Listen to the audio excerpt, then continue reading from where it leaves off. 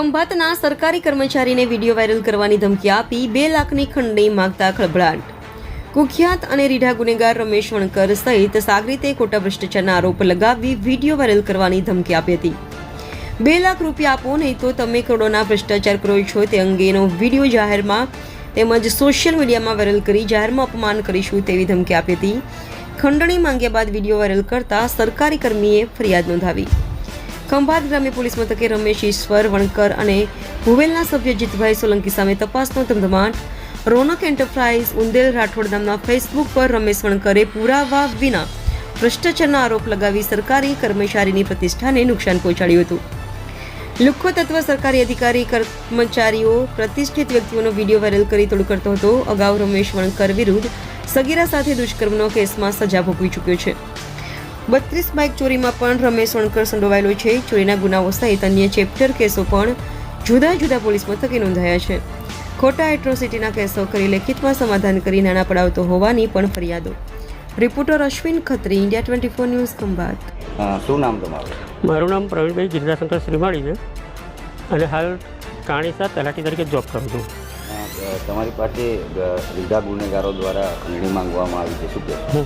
તો આ બાબત એવી છે કે સરકારશ્રીનો 107 કરોડનો 42 ગામોને પાણી પૂરું પાડવાનો એક વિશાળ જનહિતનો જે પ્રોજેક્ટ હતો એની અંદર હું જ્યારે ભુવેલ ગામે મારી ફરજ પર હતો તો એક ઉંદેલ ગામના રમેશભાઈ વણકર અને ભુવેલ ગામના અજીતભાઈ સોલંકી આ બંને ભેગા મળી અને મને એવી ધમકી આપેલી હતી કે તમે આ જે જમીન ફાળવણી થયેલી છે એમાં તમે જ્યારે તલાટી હતા તો કરોડોનો ભ્રષ્ટાચાર કરેલો છે અને એના કારણે હવે તમારી બદલી કરી દે ને હવે તમે મને 2 લાખ રૂપિયા આ બાબતના આપશો તો જ અમે તમને છોડીશું।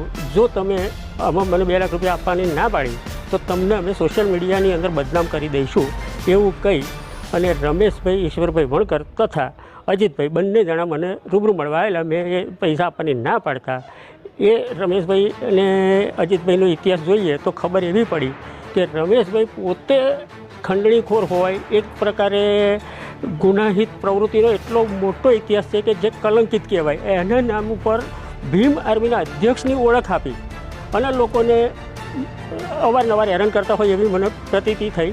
એટલે એમની સામે મેં જોયું તો જાણવા મળ્યું સોશિયલ મીડિયામાં તો 32 જેટલા બાઇક ચોરીના ગુના, એ સિવાય સગીરા ઉપર બળાત્કારની અંદર 7 વર્ષની સજા ભોગવેલી, એ સિવાય જોઈએ તો અમુક ચેપ્ટર કેસો પણ થયેલા છે। એમ ઘણી જગ્યાએ આવી રીતે અલગ અલગ ગુના આચરી અને એક ગુનાહિત અને કલંકિત ઇતિહાસ ધરાવતા વ્યક્તિ આજે ભીમ આર્મીને પણ બદનામ કરતા હોય એવી રીતનું આ અમારી સામે એક વ્યક્તિ પડ્યો એટલે મારે ના છૂટકી એમની સામે ફરિયાદ આપવાની ફરજ પડી છે અને હાલ ફરિયાદ આપી અને હું આવ્યો છું ત્યાં। શું માંગ છે તમારી? મારી માંગ એવી છે કે આવા રીઢા ગુનેગારો જો જેલના સળિયા પાછળ હોય તો જ સમાજને શાંતિ મળે અને બીજા લોકો અમનો કોઈ ભોગ ના બને એ મારી ખાસ દિલથી વિનંતી છે। તો સરકાર અને પોલીસ તંત્ર અમને સહકાર આપે અને ન્યાય આપે એવી વિનંતી છે।